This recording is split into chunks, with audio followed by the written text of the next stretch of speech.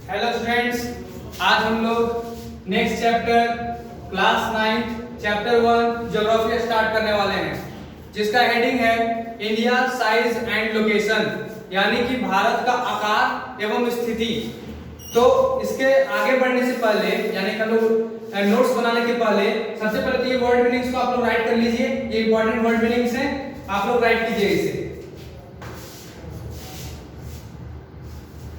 I hope कि आप लोगों ने राइट कर लिया होगा। अगर नहीं राइट किए हैं तो बैक जाइए 10 सेकेंड्स 5 सेकेंड्स और इसको नोट कीजिए पॉज करके। हम लोग बढ़ते हैं आगे।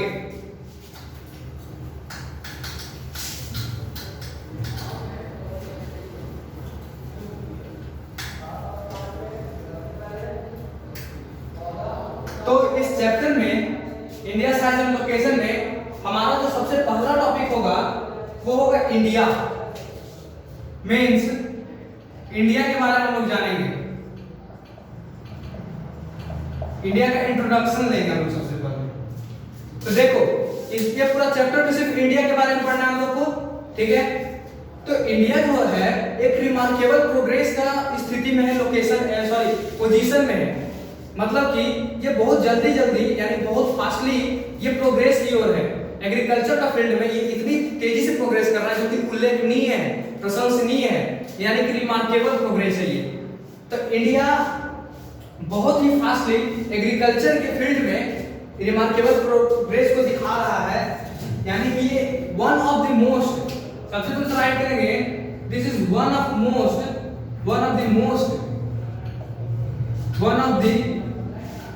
Most ancient civilization in the world, यानी कि पूरे विश्व में सबसे पुरानी सभ्यता वाला देश, ठीक है। पूरे विश्व में सबसे पुरानी सभ्यता जो है वो उसमें से ये एक है, ठीक है। यानी बहुत सारे कंट्री है लेकिन उनमें से ये एक है इंडिया, ठीक है। India shows the remarkable progress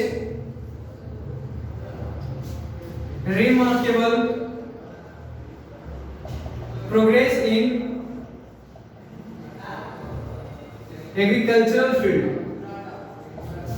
इसका मतलब ये है जो इंडिया है वो एग्रीकल्चर फील्ड में, कृषि फील्ड में, यानी खेती वगैरह, किसानी वगैरह का फील्ड में, ये क्षेत्र में बहुत ही ज्यादा रिमार्केबल प्रोग्रेस, उल्लेखनीय ऐसा प्रोग्रेस दिखा रहा है, इतना जल्दी प्रोग्रेस हो रहा है कि जिस प्रशंसा के लायक है वो प्रोग्रेस, ठीक है। तो ये इंडिया का कुछ important points, one of the most ancient civilization in the world, shows the remarkable progress in agricultural field. फिर उसके बाद आएंगे हम लोग सेकंड टॉपिक पे, जो कि होगा हमारा लोकेशन। क्या होगा? लोकेशन, यानी कि स्थिति। तो इसमें हम लोग बात करेंगे इंडिया जो है वो लोकेट किस जगह पे है, एग्जैक्ट लोकेशन उसका क्या है। तो देखिए आप लोग का बुक में एक फिगर होगा इस टाइप का, ठीक है। इस तरह का एक फिगर होगा जिसमें कंट्री वगैरह होंगे, ठीक, कंट्री वगैरह वो आप लोग फिगर में देखिएगा। तो इस फिगर में आप लोग को शो क्या होगा इसका लोकेशन हम लोग सबसे पहले राइट करते हैं, फिर उसके बाद उसको समझते हैं।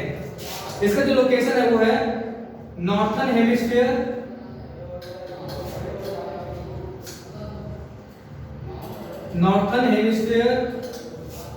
ठीक है, नॉर्थर्न हेमिस्फीयर, जिसका और एंड लैटिट्यूड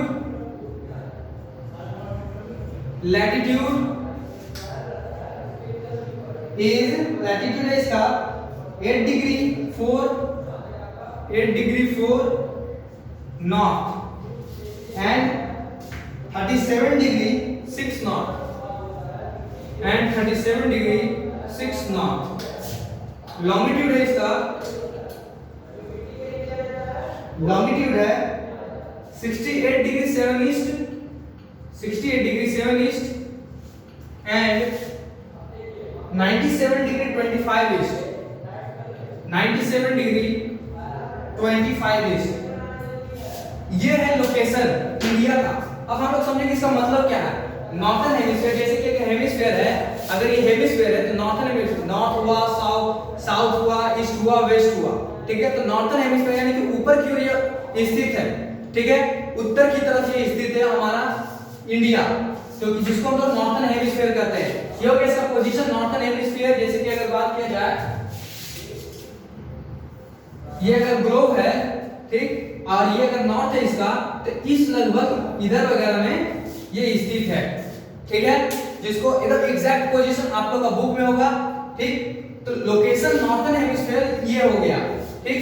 अब लैटिट्यूड और लॉन्गिट्यूड का मतलब क्या है, तो देखो अभी हम बोले एग्जैक्ट लोकेशन, इंडिया का एग्जैक्ट लोकेशन जो है वो आप लोग का बुक में होगा। अभी मैंने बोला तो वो बुक में फिगर है, अगर हम बोले कि इसको वर्ड्स में दर्शाओ या फिर नंबर्स में दर्शाओ, तो आप लोग कैसे दर्शाइएगा, तो उसको दर्शाने के लिए ये लैटिट्यूड और लॉन्गिट्यूड होता है, ठीक।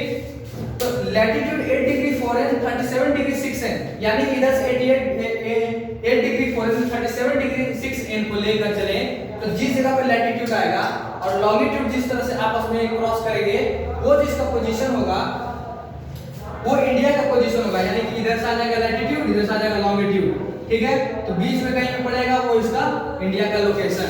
समझ में आया? लैटिट्यूड लॉन्गिट्यूड का मतलब एग्जैक्ट पोजीशन नापने के लिए, इंडिया का एग्जैक्ट पोजीशन देखने के लिए हम लोग लैटिट्यूड और लॉन्गिट्यूड का यूज करते हैं, ठीक है। तो ये आपको रिमेंबर करना होगा, latitude 8 degree 4 and 37 degree 6 N and longitude is 68 degree 7 east and 97 degree 25 east, ठीक है। तो हम लोग पहले जैसे कि देखो लैटिट्यूड क्या करता है, जैसे कि अगर ये इंडिया है, सबसे पहले तो आप लोग ये नोट कीजिए,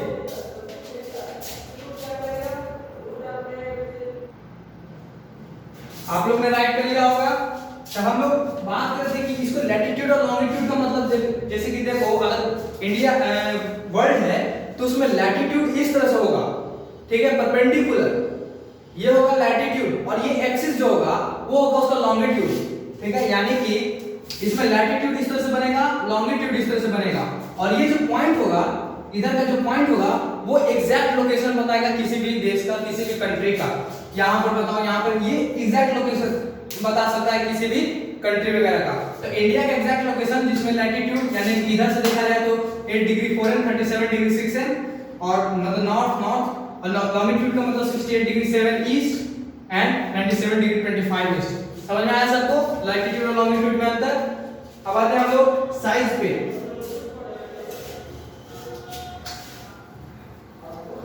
तो साइज, सबसे पहले साइज से पहले हम लोग एक और पॉइंट डिस्कस करेंगे, एक और टॉपिक डिस्कस करेंगे जिसको कहते हैं ट्रॉपिक ऑफ कैंसर।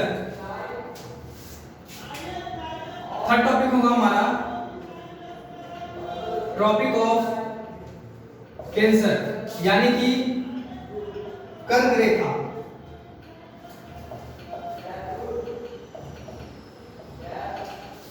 ठीक है। तो ट्रॉपिक ऑफ कैंसर क्या करता है, देखो ट्रॉपिक ऑफ कैंसर में भी कुछ मेजरमेंट है जो कि है 23 डिग्री एंड 30 एन, और ये जो टॉपिक ऑफ कैंसर क्या होता है, ये इंडिया का एक लाइन है, ठीक, जो कि इंडिया को बीचों बीच भाग से बांट देता है। जैसे कि अगर इंडिया का अगर हम लोग एक रफ डायग्राम बनाएं,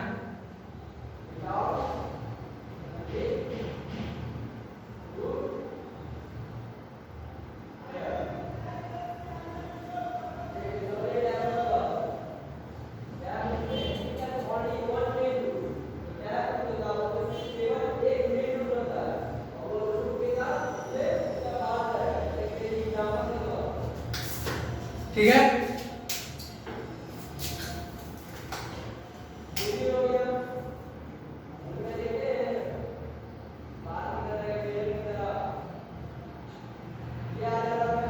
ये हो गया इंडिया का रफ डायग्राम, क्लियर नहीं बन रहा यहाँ पे, ठीक है। एक रफ डायग्राम है इंडिया का, ठीक। तो इस डायग्राम में ट्रॉपिक ऑफ कैंसर जो होता है वो इस तरह से गुजरता है, ठीक है, इस तरह से गुजरता है।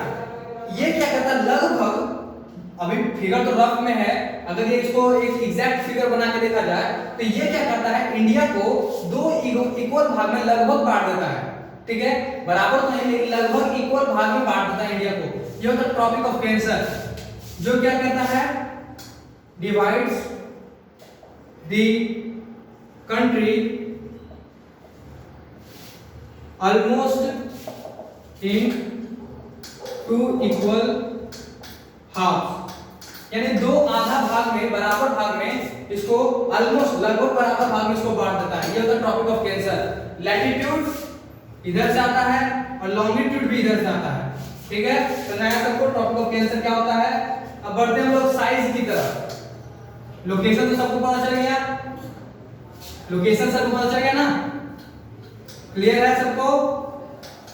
हम लोग आएंगे नेक्स्ट टॉपिक, फोर्थ होगा हमारा टॉपिक, जो कि होगा size. What is the size of India.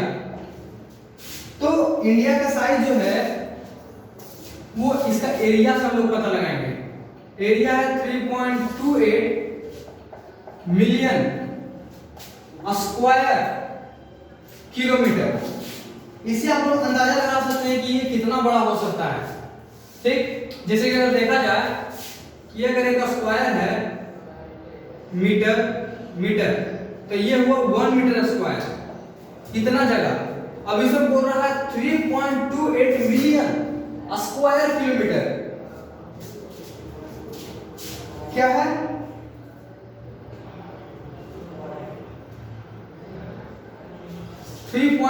Million square kilometre, यानी कि 1 मीटर स्क्वायर इतना आता है। तो सोचिए, क्या आप इमेजिन कर सकते हैं कि 3.28 मिलियन स्क्वायर किलोमीटर कितना बड़ा होगा।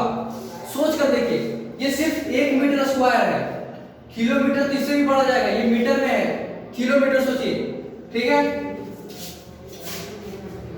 तो हम लोग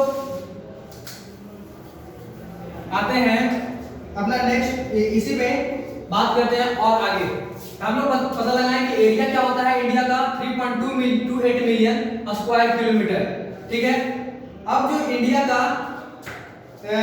का जो परसेंटेज है, यानी कि 2.4% ऑफ टोटल वर्ल्ड, यानी कि पूरे विश्व का 2.4% एरिया इंडिया कवर किए हुए है। कितना, पूरा विश्व का, टोटल वर्ल्ड का 2.4% एरिया कौन कवर किए हुए है, इंडिया, ठीक है। तो इंडिया कितना नंबर पे आता है, व्हाट इज द नंबर, यानी कितना बड़ा है इंडिया, किस नंबर पे इंडिया का पोजीशन आता है। तो हम लोग बात करते हैं, इंडिया इज द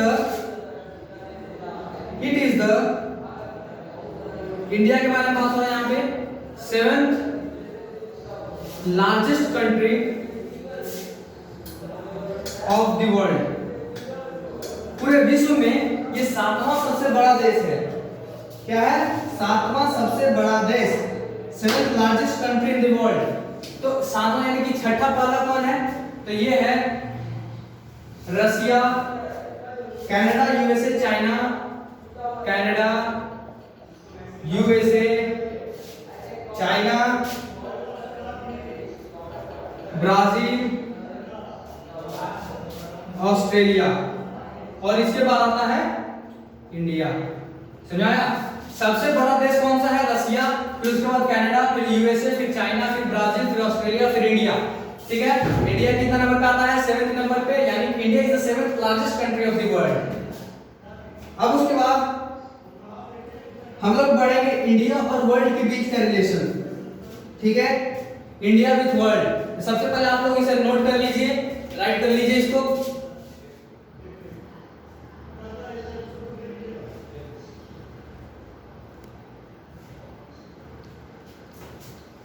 नोट हो गया आप लोग का। तब हम लोग बात करने वाले हैं इंडिया विथ वर्ल्ड का रिलेशन। अलग से टॉपिक नहीं, इसको इसी में हम लोग इंक्लूड करेंगे, इसी में आप लोगों को पॉइंट लिखना है। तो इसमें है जो इंडिया का वर्ल्ड के साथ कांटेक्ट है, India's contact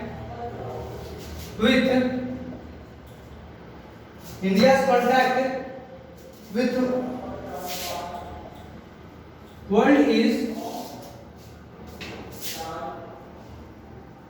is through India's contact with world हम लोग राइट करेंगे, इंडियाज कॉन्टैक्ट विद वर्ल्ड हम लोग राइट करेंगे, यानी कि इसी में हम लोग को इस तरह से देना है और राइट करना है contact through land routes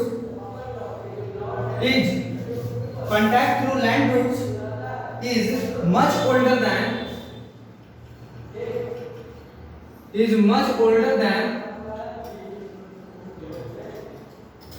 maritime contacts, यानी कि जो इंडिया वर्ल्ड का जो कांटेक्ट है वो लैंड रूट के थ्रू जो था बहुत पुराना कांटेक्ट है, यानी कि रास्ता के थ्रू, रोड के थ्रू जो कांटेक्ट था इंडिया का वर्ल्ड के साथ वो बहुत पुराना है। लेकिन किससे पुराना? समुद्री कांटेक्ट से ज्यादा। सबको लगता होगा कि समुद्री कांटेक्ट सबसे पुराना होता है, लेकिन नहीं। यहाँ पे क्या है? Contact through land routes is much older than maritime contacts. Maritime contacts MARTIME, ठीक है। यानी इंडिया का जो कॉन्टैक्ट है वर्ल्ड के साथ वो लैंड रूट में बहुत ज्यादा पुराना है। किससे? मैरीटाइम कॉन्टैक्ट से, ठीक है। तो हम लोग बढ़ने वाले हैं अगले टॉपिक पे, जो कि होगा हमारा इंडियाज नेबर्स। क्या है टॉपिक? India's neighbours. देखो, इंडिया साइज लोकेशन एक छोटा टॉपिक है, उसमें लोग सिर्फ इंडिया के बारे में, उसको पोजीशन, उसके साइज के बारे में पढ़ना है, ठीक है, उसके पड़ोसी के बारे में पढ़ना है। हमारा फिफ्थ टॉपिक होगा वही इंडियाज नेबर्स, ठीक है। इंडियाज नेबर्स यानी कि भारत के पड़ोसी, ठीक है। तो भारत के पड़ोसी में जो इंडिया है उसमें 29 स्टेट्स हैं, 29 स्टेट्स हैं एंड 7 यूनियन टेरिटरीज है, जो कि आप लोग सबको पता ही होगा, कॉमन है, ठीक है। तो इसका जो नॉर्थ वेस्ट बाउंड्री जो है, नॉर्थ वेस्ट बाउंड्री जो है वो किस तरफ है? पाकिस्तान एंड अफगानिस्तान। पाकिस्तान, जैसे कि नॉर्थ वेस्ट कंट्री, सबसे पहले आप लोग देखिए, नॉर्थ वेस्ट कंट्री जो होगा वो कौन शेयर करेगा? पाकिस्तान एंड अफगानिस्तान, ठीक है। जैसे कि देखो, ये है नॉर्थ, ये है वेस्ट, ईस्ट, साउथ। तो ये नॉर्थ वेस्ट यानी कि ये वाला, ठीक है, यानी कि ये वाला जो बाउंड्री है वो कौन शेयर कर रहा है? पाकिस्तान एंड अफगानिस्तान। फिर उसके बाद अगर नॉर्थ वाला बाउंड्री कौन शेयर कर रहा है? नॉर्थ बाउंड्री कौन शेयर कर रहा है? चाइना, नेपाल, भूटान। कौन? चाइना, नेपाल एंड भूटान, यानी कि इस तरफ वाला कंट्री जो है वो शेयर कर रहा है चाइना, नेपाल एंड भूटान, ठीक है। अब हम लोग बढ़ते हैं किस तरफ? ईस्ट की तरफ, यानी कि ईस्ट। अब हम लोग आते हैं ईस्ट की तरफ। तो ईस्ट का जो बाउंड्री होता है इंडिया का वो शेयर होता है Myanmar and Bangladesh. Myanmar and Bangladesh. India east का बाउंड्री किसके साथ शेयर करता है? Myanmar and Bangladesh. अब उसके बाद आते हैं साउथ की तरफ। तो देखो, साउथ में सबको पता होगा बे ऑफ बंगाल पड़ता है, ठीक। तो उधर कोई कंट्री नहीं है, वो किसी के साथ अपना बाउंड्री शेयर नहीं करता, लेकिन हाँ उधर कुछ आइलैंड्स है जो कि उसके बगल में होते हैं, ठीक है। यानी कि साउथर्न की तरफ हम लोग राइट करेंगे, साउथर्न की तरफ राइट करेंगे श्रीलंका एंड मालदीव्स, जो कि क्या है? एक आइलैंड है, ठीक है। ये हो गया उसका चारों दिशा में, इंडिया के चारों दिशा में जो भी बाउंड्री शेयर होता है उसके बारे में ये हो गया। अब उसके बाद हम लोग आएंगे एक और टॉपिक पे, जो कि बहुत इंपॉर्टेंट टॉपिक है, इंडियन स्टैंडर्ड टाइम, जो कि आज का हमारा लास्ट टॉपिक होगा, Indian standard time. Sixth topic होगा हमारा IST, यानी कि इंडियन स्टैंडर्ड टाइम। तो तो इसको समझने के लिए सबसे पहले आप लोग ये जान लीजिए कि गुजरात उस वक्त गुजरात और अरुणाचल प्रदेश का जो टाइमिंग था, जब देखा गया कि गुजरात का जो टाइमिंग है और अरुणाचल प्रदेश का जो टाइमिंग है, दोनों के बीच में 2 घंटा का अंतर है। ठीक, तब इन लोग सोचा कि जब एक ही कंट्री में इंडिया में ही होकर ये दोनों के बीच में 2 घंटा का अगर कमी है यानी कि अंतर है, तो फिर इसको कैसे सुलझाया जा सके। तो उन लोगों ने क्या कहा कि जो आईएसटी होता है, ग्रीनविच टाइम जो होता है, एक मिडल पॉइंट होता है मिर्जापुर। ठीक है, ये मिर्जापुर का जो टाइमिंग होता है, यानी कि इधर से ग्रीनविच टाइम, उधर से ग्रीनविच टाइम जब लिया जाता है तो बीच दोनों का पॉइंट जो पड़ता है वो बीच का पॉइंट पड़ता है मिर्जापुर। ठीक है, मिडिल पॉइंट है ये। तो मिर्जापुर में क्या होता है, जो टाइमिंग है वही पूरा इंडिया में टाइमिंग दिखाया जाता है। समझ में आया? उसको कहते हैं इंडियन स्टैंडर्ड टाइम। जो हम लोग अभी टाइमिंग फॉलो कर रहे हैं वो मिर्जापुर के अनुसार है, दैट इज आईएसटी, यानी कि हम लोग इंडियन स्टैंडर्ड टाइम को फॉलो करते हैं। सबको समझ में आया? गुजरात से अरुणाचल प्रदेश का जो टाइमिंग था वो 2 घंटा का लैग हो रहा था, दोनों के बीच का टाइमिंग जो था वो 2 घंटा का लैग हो रहा था।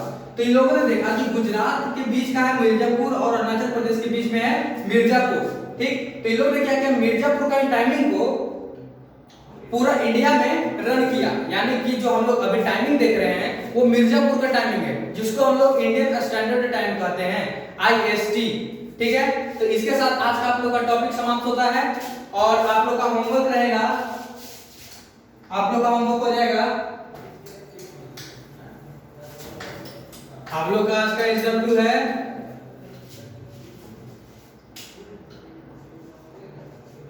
एसडब्ल्यू होगा revise the notes, and second होगा solve the questions from NCERT book. ठीक है, इसके साथ आज का हमारा लेक्चर समाप्त होता है, चैप्टर भी समाप्त हुआ। इसके साथ वीडियो को लाइक कर दीजिएगा, चैनल को सब्सक्राइब कर दीजिएगा और अपने फ्रेंड्स को भी बता दीजिएगा कि प्रगति मिशन स्कूल में ऑनलाइन क्लासेस स्टार्ट है। Thank you.